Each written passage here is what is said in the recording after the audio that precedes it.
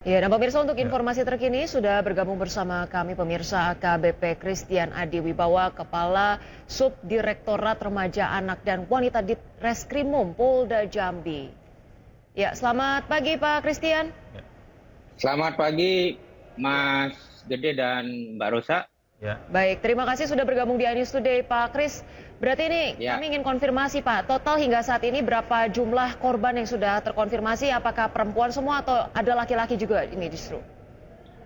Baik, Mbak Rosa dan Mas Gede. Saat ini memang betul Direktorat Kriminal Umum, terutama Sudit 4 Renakta, sedang melakukan proses penyidikan terkait dugaan pelecehan dan setubuh terhadap korban anak. Dan sampai saat ini kita sudah melakukan pengembangan terhadap korban. Nah, korban yang sudah melapor itu berjumlah 12 orang. Ya. 12 orang, satu perempuan, dan 11 orang itu laki-laki. Dan ke-12 orang tersebut semuanya adalah anak. Demikian, Mas. Ya, Pak Christian, kalau saya tadi mendengar informasi sebelumnya bahwa kasus ini terungkap ketika ada salah satu korban ini terinfeksi penyakit menular begitu ya Pak ya. Apakah benar seperti itu? Apakah ada informasi lain Pak sehingga kasus ini kemudian terbongkar begitu Pak? Baik, kasus ini terbongkar ataupun terungkap atas dasar laporan daripada orang tua korban. Ya. Inisial S, ibu korban.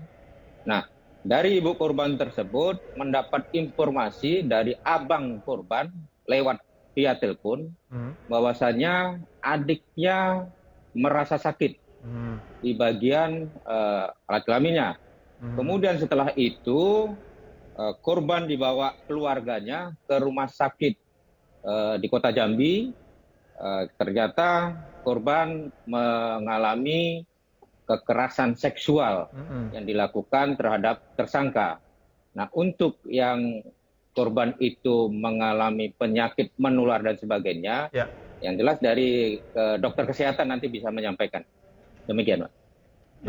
Baik Pak Kris, berarti menurut keterangan dari para santri-santriwati ini, kejadian ini sudah berlangsung sejak kapan Pak hingga akhirnya ketahuan gitu?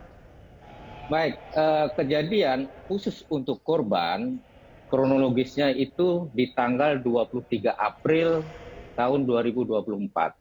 Peristiwa itu terjadi, kemudian diketahui di tanggal 1, kemudian di tanggal 4 sampai tanggal 7, korban dibawa ke rumah sakit untuk dilakukan pengecekan kesehatan. Kemudian di tanggal 16 Mei, korban ataupun orang tua daripada korban melaporkan di Polda Jambi. Setelah pengembangan ternyata bukan hanya korban yang melapor, ternyata ada korban-korban lain yang jadi korban. Dari korban-korban lain itu kita lakukan penyidikan ataupun pemeriksaan. Peristiwa itu sudah terjadi kurang lebih 2 tahun ke belakang. Berarti 2 tahun 22, ya Pak ya? Ya, 2022. Sudah berapa lama Pak pelaku ini bekerja sebagai pengasuh pondok pesantren ini Pak? Pelaku A memimpin daripada pondok pesantren itu dari mulai berdirinya pondok pesantren itu sudah 4 tahun. 4 tahun ya? 4 tahun, ya. Betul. Ini apakah ada kemungkinan korban-korban lain Pak selain 12 ini Pak?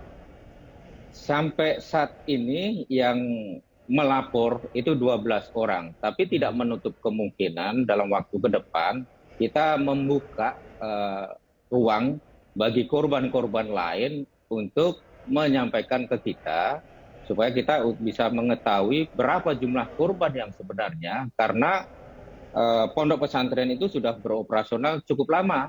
Ya. Nah, ini yang baru muncul itu 12 orang dari korban yang melaporkan. Dan hari ini kita akan melakukan pemeriksaan yang belum kita lakukan pemeriksaan kurang lebih 5 orang.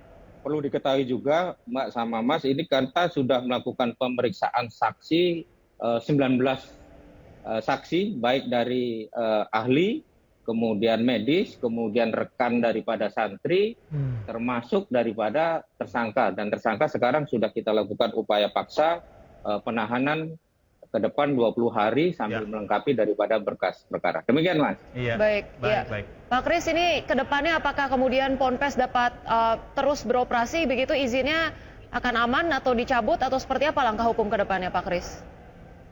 Yang jelas kita dari penyidik, terutama dari Polda Jambi, tetap berkoordinasi dengan stakeholder terkait. Dalam hal ini adalah Kemenak Kota, terkait masalah izin ataupun dicabut, bagaimana operasional dan sebagainya. Kami nanti akan berkoordinasi dan bersurat secara resmi terkait dengan operasional daripada salah satu pondok pesantren tersebut.